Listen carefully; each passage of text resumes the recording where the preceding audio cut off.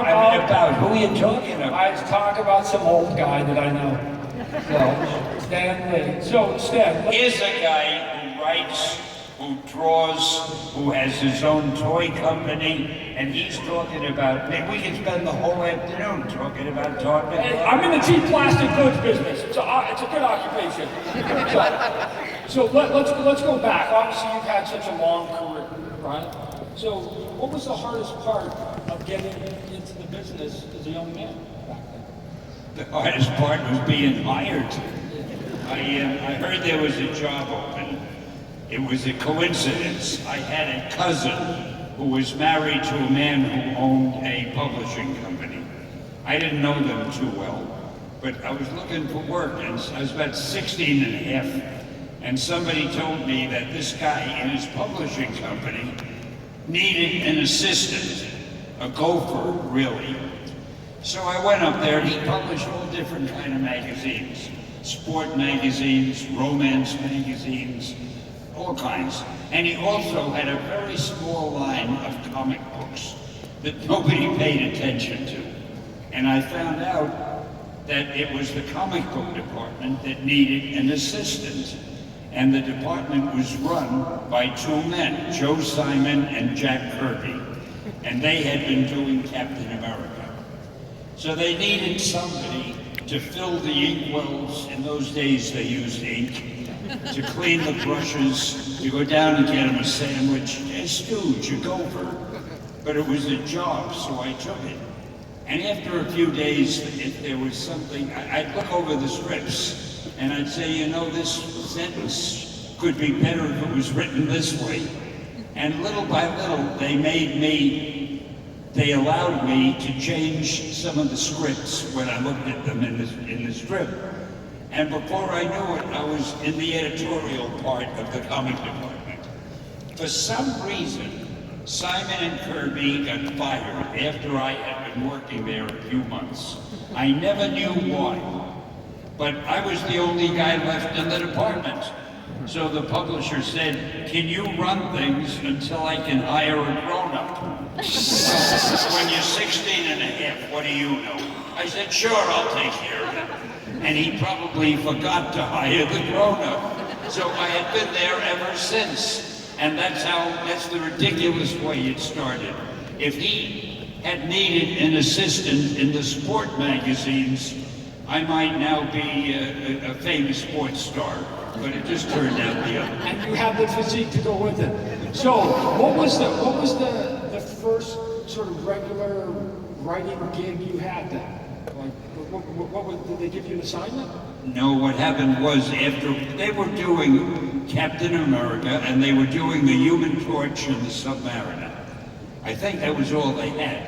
So my publisher said, can you make up some new characters? So I came up with some, nothing. One was called the Destroyer, one was called Father Time. He was able to manipulate time, and some others that I've forgotten. And it went on that way for a few years. And it's the reason I changed my name, because my name had been Stanley Martin Lieber, a real normal name. But people hated comic books. Parents didn't want their kids to read comics in those days. And I was embarrassed to be writing comics. So I changed my name to Stanley. And it went on that way for a few years. But then came the Fantastic Four. And I will pause for a moment to let that sit there. And I'll give you a moment. Now, just to fill in the blank there, where you were saying parents didn't want you reading the comic books, because there was a guy out there that was saying that comic books were destroying the youth of America, and they were having congressional and Senate hearings about comic books. And it was the reason why a lot of companies ended up going out of business. They said all those monster comic books and all those horror comic books were actually leading to a downgrade of society, which is why the comic code comes along. But Marvel comic books comes out of the ashes of those Senate hearings, right? And so now we get the Fantastic Four, which is your first one. So Fantastic Four, why Fantastic? Why not Fantastic Five? Why four? Fantastic Four sounds better than Fantastic Four. Fantastic Five sounded better, but I got my throat. If Fantastic Five sounded better, I would have done Fantastic Five. With me, everything depends how it sounds. For example, the Hulk is an okay name, but the Incredible Hulk isn't. Spider-Man is okay, but the Amazing Spider-Man. I love adjectives. And that's the way it goes. So the Fantastic. I could have called him the Four. Who care about the Four? But the Fantastic Four.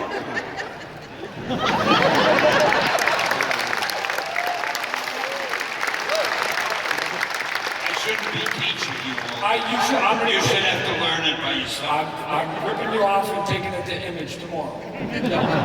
Okay, so let's also talk about some of the character names you have, besides the, obviously, the Incredible Hulk and the actual human beings, right?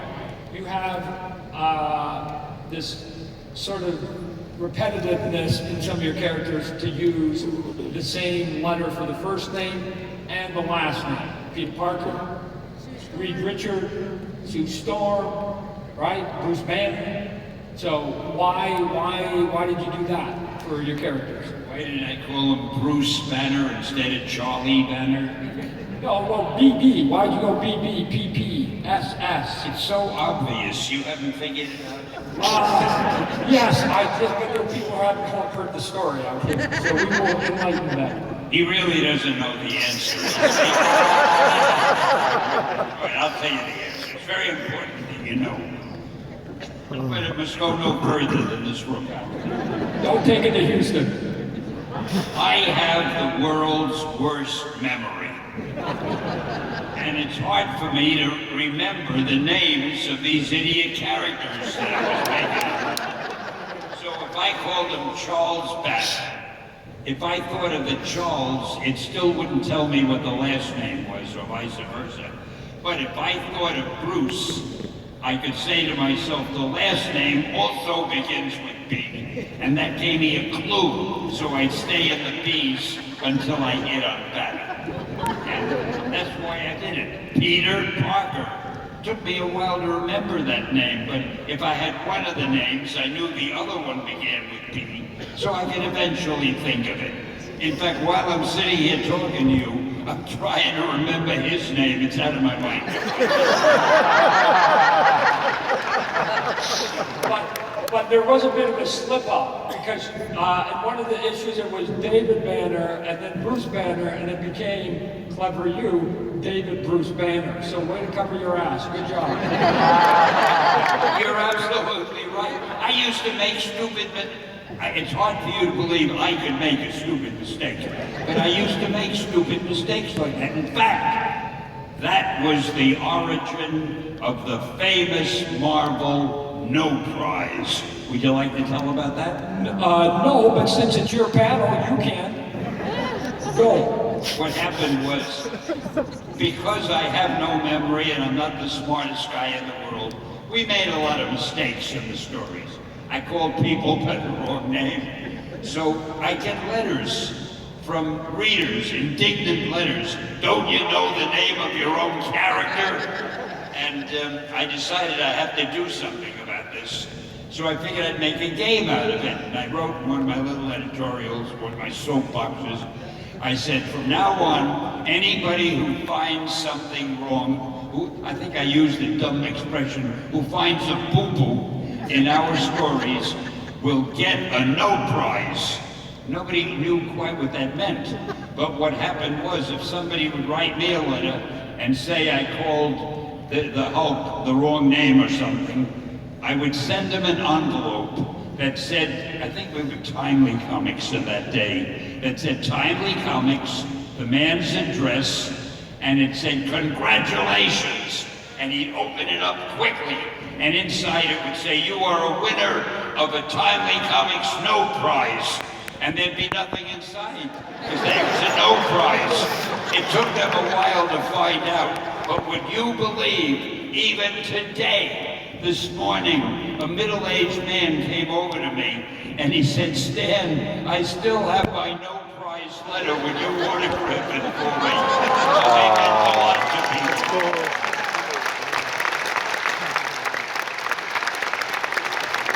I remember people showing it to me. What? They give you a certificate saying you got nothing.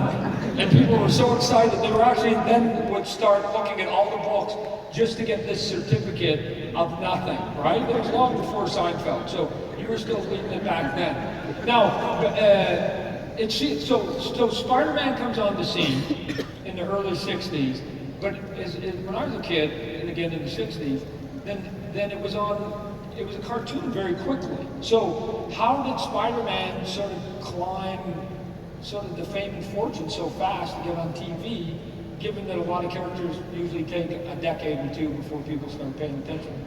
I met a guy who was an animator named Steve Clance, had a partner named Bob Lawrence.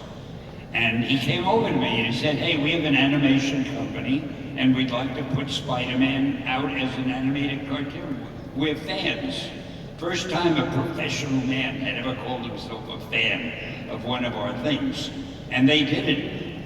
And it was not mine to question why, mine but to do and die. They wanted to do a cartoon, let them do the cartoon. And they did it. And it became a little bit of a hit. And even the theme song, Spider-Man, Spider-Man does whatever a Spider-Man can, and it goes on and on. I can't sing, as you can tell. But that was our first theatrical hit. And so you get this Spider-Man's going, and then at some point, so you create X-Men. And so give us your thoughts then that you and Jack Kirby create the X-Men. But then there's a wall, it didn't sell very well, and then they have to reboot the X-Men, right? And Dave Cockrum. I don't remember that. Oh yeah, no, Len Wein and Dave Cockrum come in with the new Uncanny X-Men, right? So what was your thought of them sort of taking an original Stan Lee idea and basically bringing it up? I hated anybody taking any of my ideas. But I really don't remember that. You mean there was a time I stopped writing it and Cochran started writing it and what? The introduction to Wolverine, right, and Colossus, and what these people would refer to as the X-Men, the movies, right, where you had the original Beast and Cyclops. Well, I don't remember it happening, but what must have happened was we were creating a lot of new characters at the time, and I probably didn't have time to keep writing the X-Men. So they took over, and I was doing Daredevil or whatever the other characters were that we came along with. Because in those days, we were coming up with new characters all the time. There was Doctor Strange, the Hulk, there was, Iron Man, let's not forget Iron Man, and all of them, whatever there was. Now, for people who are fairly young, you may not know there was a world that did not have Federal Express and overnight delivery. And because of that, there was a time, Stan will tell you, where the vast majority of people working in comic books lived in New York, correct? Because you had to deliver your artwork into the New York offices. But you became one of the first sort of big comic book guys I remember when you moved out to California. I was aware as a young man going, wow, Stan Lee's leaving sort of the hub. And what was it that led you to go to the West Coast and break rank, if you will? I'm going to tell you exactly what happened. We're here for it, try it out. I came out to Los Angeles one day on business, I don't remember why, and I couldn't believe the weather. I love warm weather. I mean, I love the weather here today. And instead of being outside, I'm sitting in a stupid air-conditioned room inside. Anyway, I love the hot weather. And I had a convertible in New York. And you could only keep the top down about 2 days out of every month in New York. The weather was either raining or cold or something. I went out to Los Angeles on business. I thought I was in heaven. The sun was shining all the time, and it was warm. So I said to my wife, we are going to move to Los Angeles. Now, how was I going to do that? So I dreamed up a scheme. I called a meeting of the people at Marvel, the head people, and I said, you know, we shouldn't let other people do cartoons of our characters. We should do our own cartoons, and we ought to set up our own little cartoon producing studio in Los Angeles. And I am willing to uproot my family and move out there to do it for Marvel. And there wasn't a dry eye in the place. You would do that for us, Stan? Yes. And we moved out. I've always been a big phony. I mean, I'm a big liar. And so that's how we moved out there, and I love it. And so I assume then that part of you being now out on the West Coast starts leading to more and more meetings in Hollywood. Because, you know, we're now in this era where you're more famous today than you were 30 years ago. Because everybody knows Stan from his cameos. Anybody seen him in his cameos? The king of cameos, right there. So talk to us about your cameos. Like, how big is your trailer when you go to the set? And how much free food do you get? And the limousines, and tell us, Big Shot, how it works.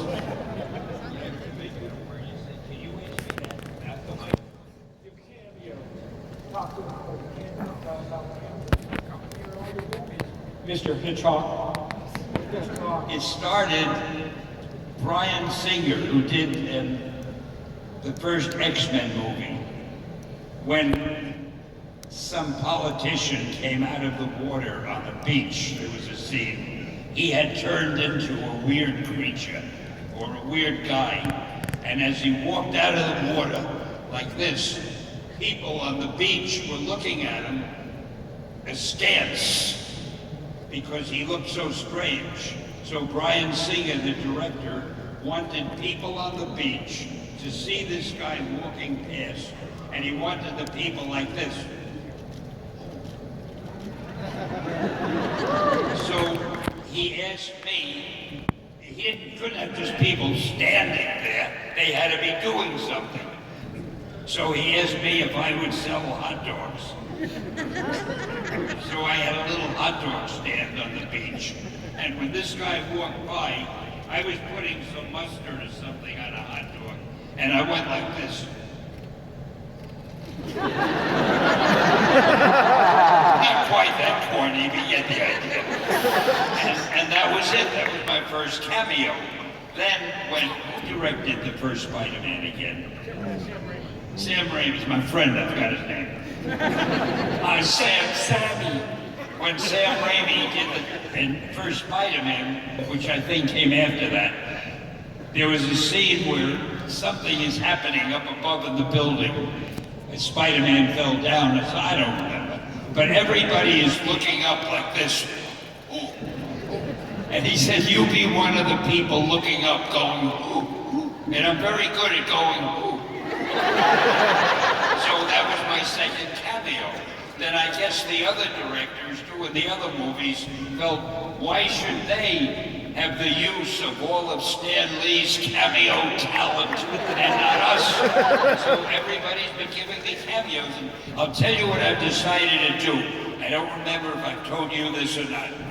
I was thinking maybe I should give other people cameos in my cameos. That would be kind of cool. Doing them. In fact, I'm leaving tonight to go east, where we're going to shoot 3 cameos for the next 3 movies at the same time. I'm going to do that tomorrow. It'll be very exciting.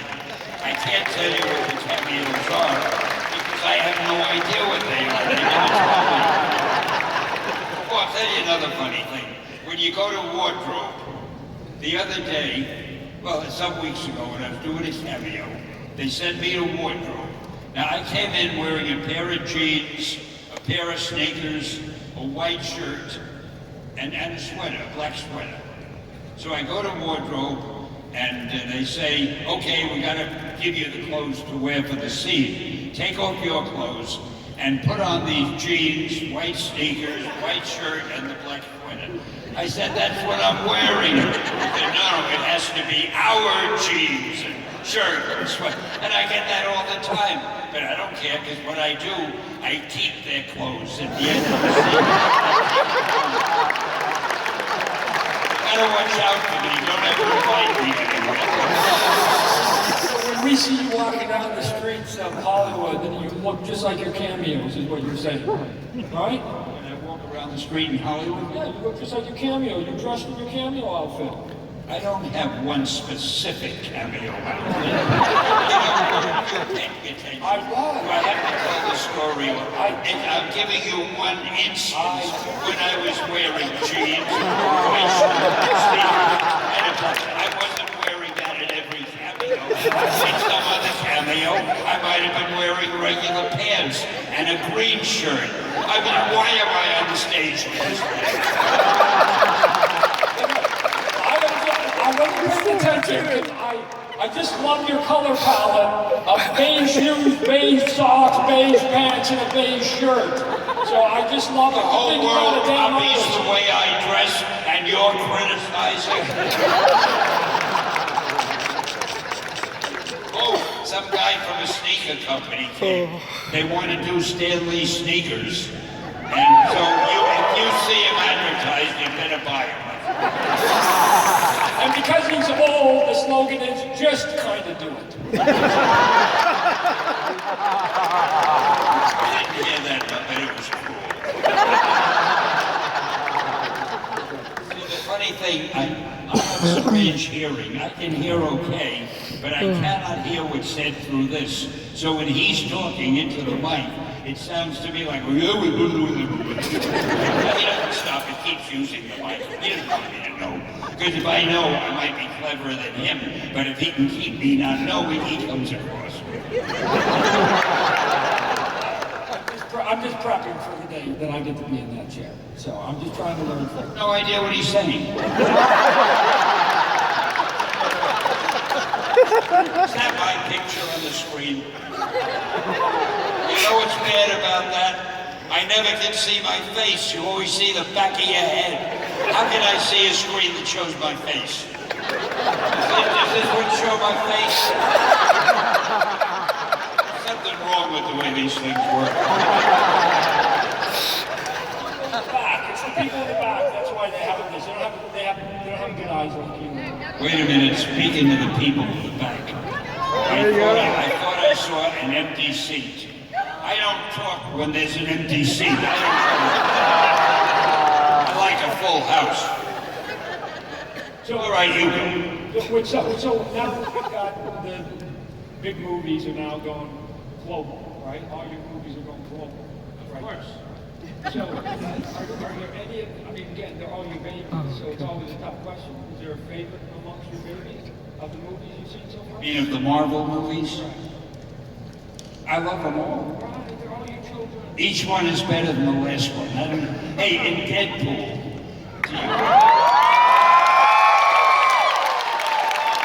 I was so miserable that I didn't create Deadpool, but you can't have more.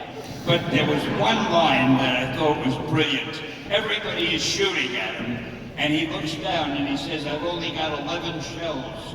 You'll have to share. I thought that was the most brilliant. Who wrote that?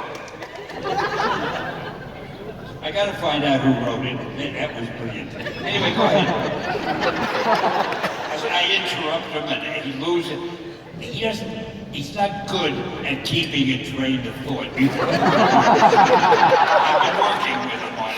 Keep yourself organized. Don't go wandering off the way you do. Stan, unlike you, I'm getting old. So, I'm not getting old, you idiot. I am.